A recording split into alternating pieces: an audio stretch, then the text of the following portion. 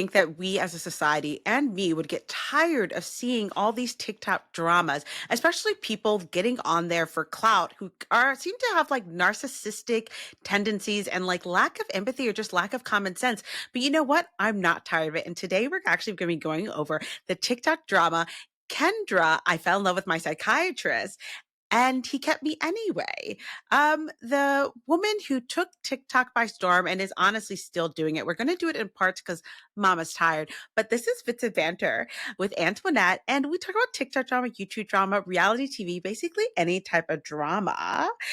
And I just want you guys to remember this is for educational purposes, but for like tea. Like content like this, please make sure that you like and subscribe because we're on our road to 1K. But you know what? Let's get into this drama. Part one. Ooh, that was part two. Part one. Okay. Just a little bit of a preface. Kendra is somebody who I feel like is deeply unwell, but not in the way that a lot of people think. A lot of people think that she's manic. And you know what? You can get in the comments and say what you guys think. I think that she is somebody who's out for revenge. Let's get into it. I fell in love with my psychiatrist, and he knew, and he kept me until I had the strength to leave after 4 years. Here it is, part one. So I decided to go back on ADHD meds after many years of being off of them. I was on them in my early 20s to help me get through college.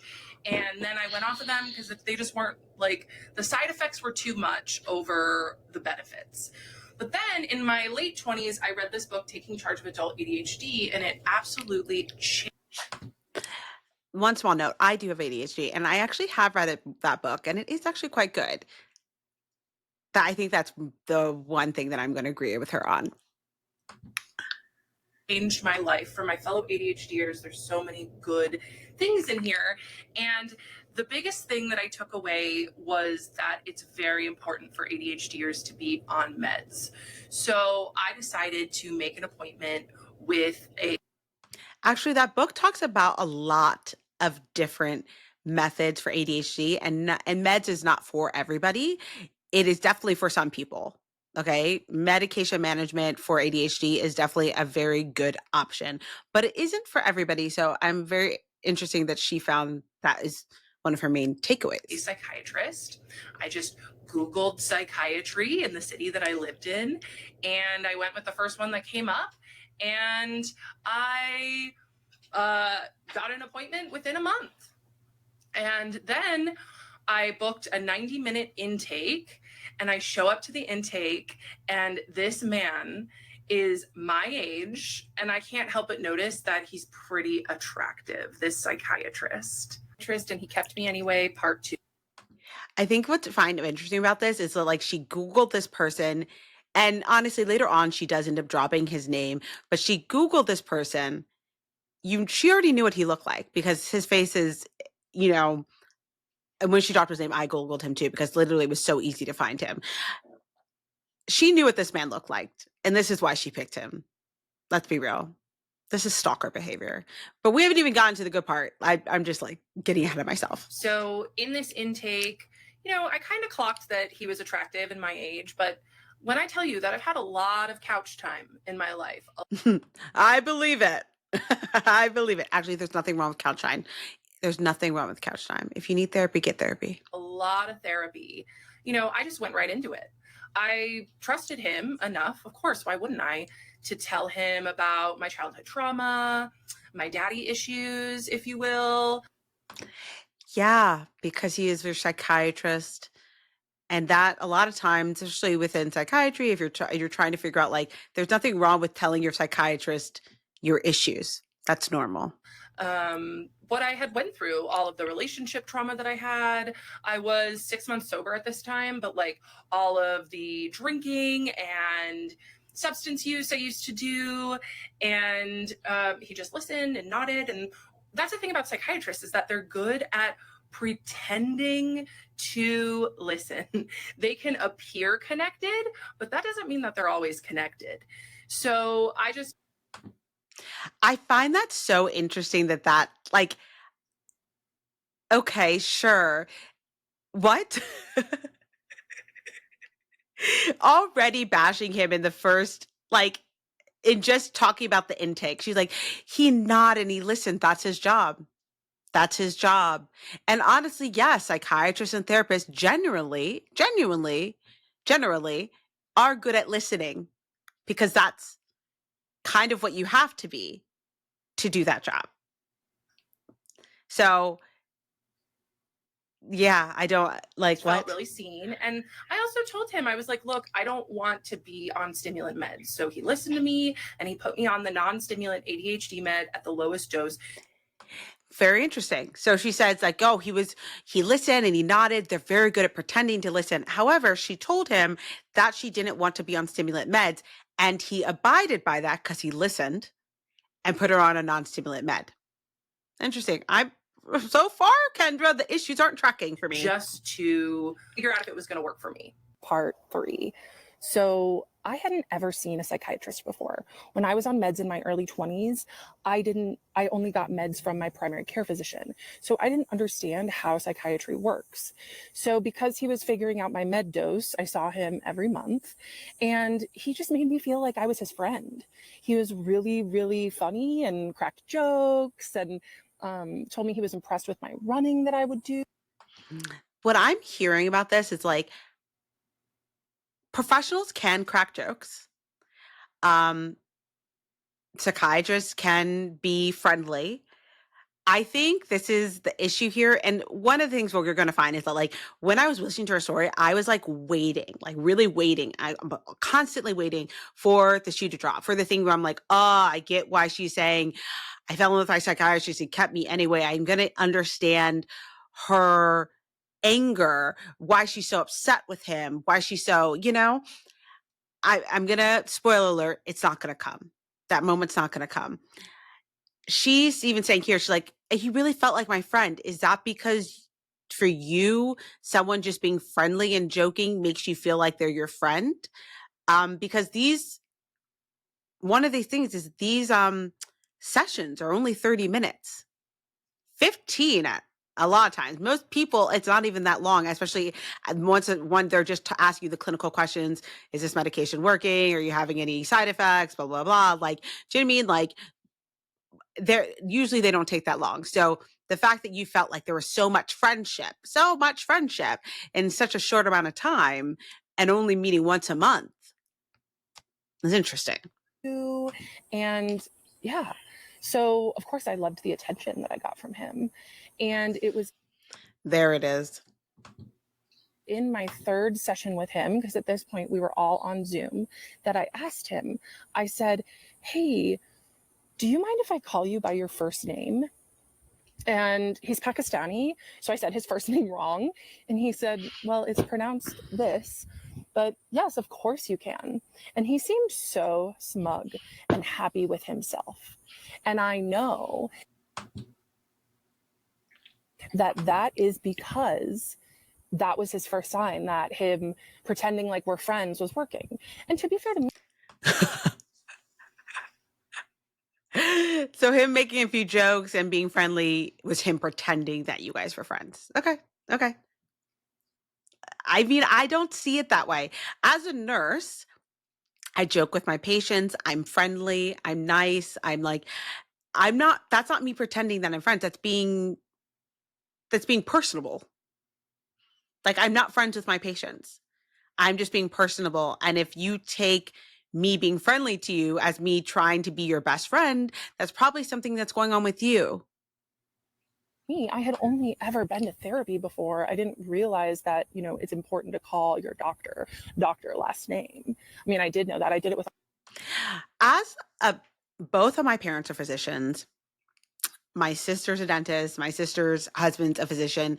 You don't have to. There's some doctors who do prefer that, but you do not have to call your doctor last name. As well as there's plenty of people who are, do psychiatric medication management who are not doctors. They might be nurse practitioners. They might be PAs. So it really depends on the person. I feel like one of the things you'll find is that she has a lot of these random rules that she's put in there that I don't know where she got it from, but like they're there. But it just showed that the boundaries were blurring, and he liked that. So from then And I wonder when we're going to find out how she knows that he liked that. on, from my third session on, I started calling him his first name. And then he just started turning up the volume on us being friendly. And he would ask me, for the first 6 sessions, he asked me after the meds, he said, how's your bowels, bladder, and appetite? And I would say they're all normal. And then he would ask me any thoughts. Oh, is that where the intimacy got turned up? The bowel, bladders, and appetite questions? Harm. And apparently that's pretty common for psychiatry to ask those questions. And It is then on common. our 6th session, when things were really, the chemistry was starting to be there before, like, I didn't realize it. I was like, oh, this man is just friendly. And he said, I have to ask this because it's a special interest of mine, but is there any thoughts of harm? Like, I was special to him. And I said, no thoughts of harm. And he didn't ever ask me a clinical question again. I find there's a lot of people that I've watched her take on this specific part. And how I take it is that he was making a joke. He's like, oh, it's a special interest of mine. Because I don't know a lot of psychiatrists where their special interest or their specialty is specifically suicidality. So he just was asking because it's probably the 6th time he's asked you. And each time you have said that you have no thoughts of harm. So it's pretty much by the 6th week, especially stuff like if a medication is going to cause suicidal thoughts, then a lot of times that happens within the first couple weeks. By the 6th week, if you are not having those suicidal thoughts, you're probably not going to have that symptom or that symptom of that medication. That can happen for some people. So he, at this point, was like, made a joke. It's a special interest of mine. It's like I'm sorry. What made you think him asking if you are having thoughts of self-harm when he's asked you that 5 other times over those last 5 months made you think that meant you were special to him? And then, of course, a lot of times those questions stop because after the 6 weeks, you've really acclimated to that medication. The thoughts of self-harm are not going to just appear, at least from that medication, after like 2 or 3 months. It's something that normally that type of adverse effect is going to happen pretty immediately, pretty much within the first couple weeks. So after 6 weeks, he's like, okay, it's not affecting her bowels. It's not affecting. And so he doesn't need to ask those questions anymore. He stopped asking me about my bladder, bowels, and appetite, and he stopped asking me about thoughts of harm. So to me, I would just show up and he was like a therapy appointment every month. So I was seeing him every month.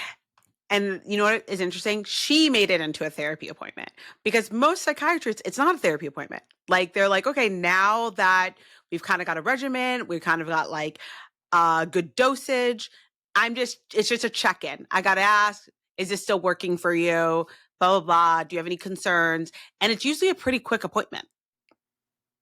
Like it's usually, and so she basically is the one who made it into a therapy appointment. And just gaining more and more respect for him because he would just tell me these little things about his successes and all of the cool things that he was doing in his life. And it made me fall for him, honestly.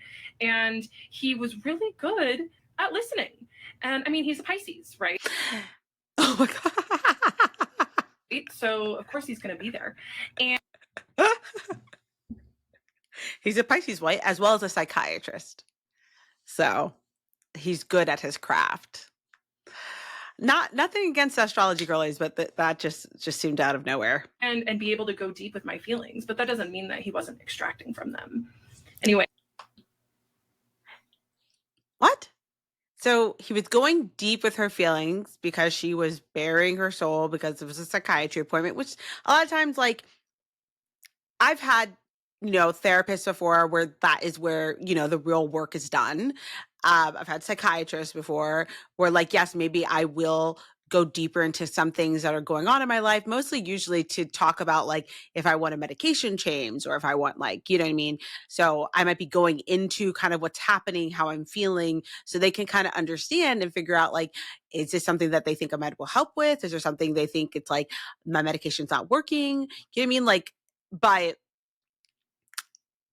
in no way, and I think this part is just like very important for people to understand, even for me as a nurse, in no way am I getting or extracting from my care for a patient. I'm not getting something out of that. I'm, if anything, things are being taken away. Yes, we chose these careers, and there's like obviously there is a affinity for wanting to help people in that way, but it's not helping me. I'm not extracting from those feelings.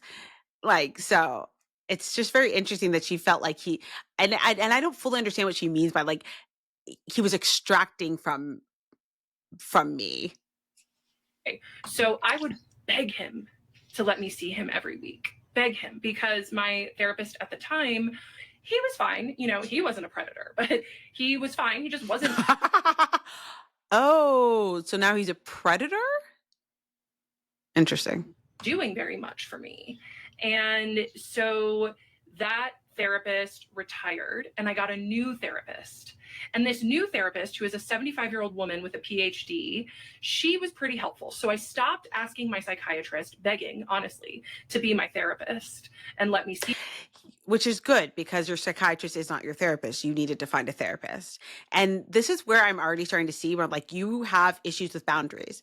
You were constantly, from her own account, begging your psychiatrist to see you weekly, even though that is not his job. That's not what he does. So there's no reason for you. I mean, your insurance would not accept your psychiatrist seeing you weekly because there's no reason for you to see your psychiatrist weekly.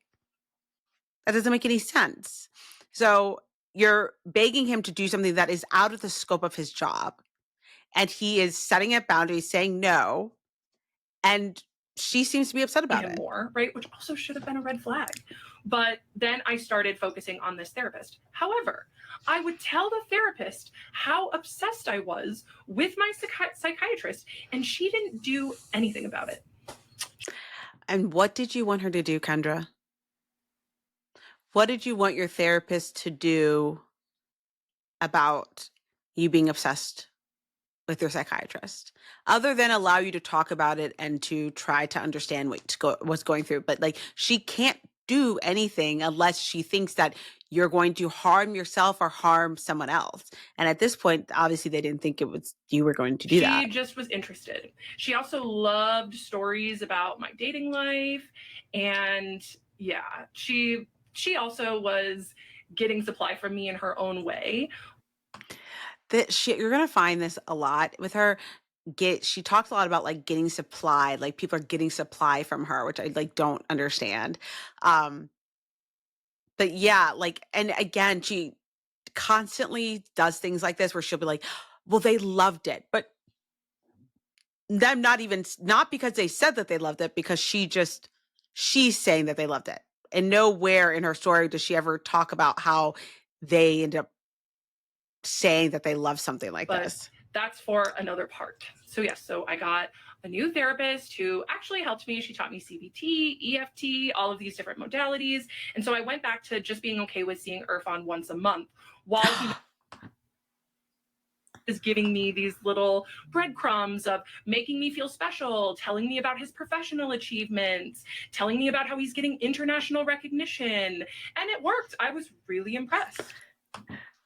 So telling you about his professional life made you think that he was hitting on you? Okay. See me weekly.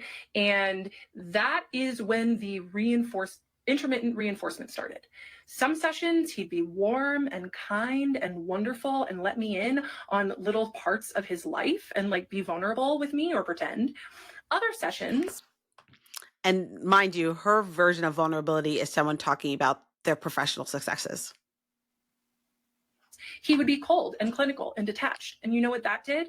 It made me work harder in our next sessions. It did. And it started the addiction that I had to him. 100%. And he knew exactly what he was doing. This man gives lectures on trauma and attachment theory. He used his psychiatric training to manipulate me and get me hooked. And guess what? It worked. Feels a bit dramatic, Kendra. Feels a bit dramatic. I don't really know where this is going. In January of 2024, I was hit by a car turning left as I was going through a green light. And it was the night before my next appointment with my psychiatrist. So I was like, okay, I'll still be able to go to my appointment on Zoom. I'm okay. But I did make an appointment with an urgent care the next day just to get checked out. I had bruising on my abdomen and a perforated eardrum. And the provider at the urgent care said, I do not feel comfortable treating you. You need to seek emergency care now. You may be internally bleeding. But it was 11 o'clock in the morning, and my appointment with my psychiatrist. It's so interesting. I don't really think I believe this story because I don't think if an urgent care thought you were internally bleeding, they probably would call an ambulance. Like, why would they send you walking?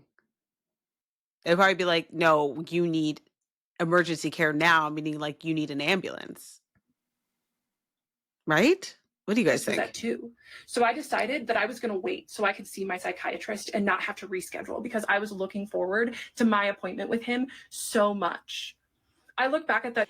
I think it's so interesting that you hear her be like, I was looking forward to this so much, as if it's like he did this to me. And it's like you were looking forward to seeing him. How is that his fault?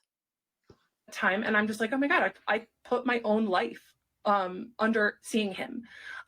Again, you put your own life under seeing him. You did that, Kendra. Was fully addicted to him at this point. And you know what happened is that I showed up and I told him that I may be internally bleeding, and he didn't stop the appointment. He didn't say, you need to take care of yourself, go get emergency care now.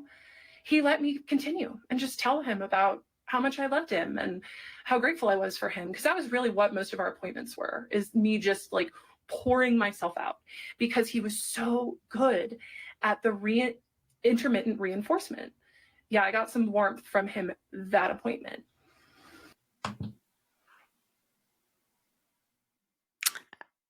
I feel like she's not a good historian. I don't.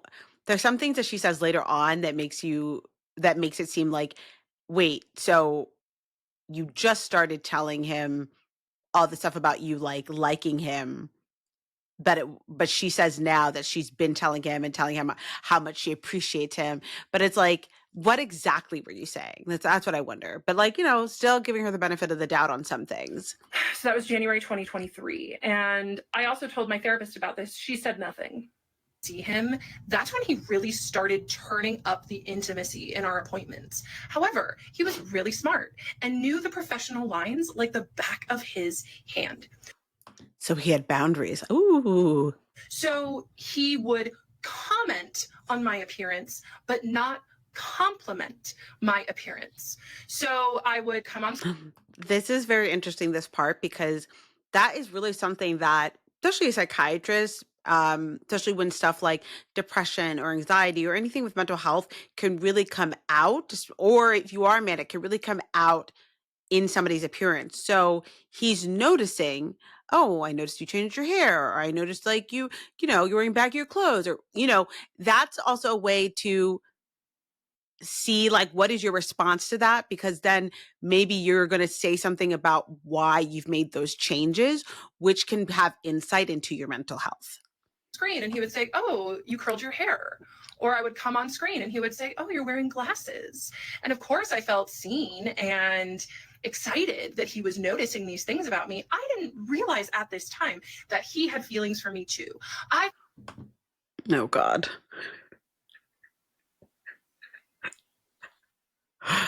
Oh God. Okay. So him doing his job and noticing things about his patient means that he has feelings for you.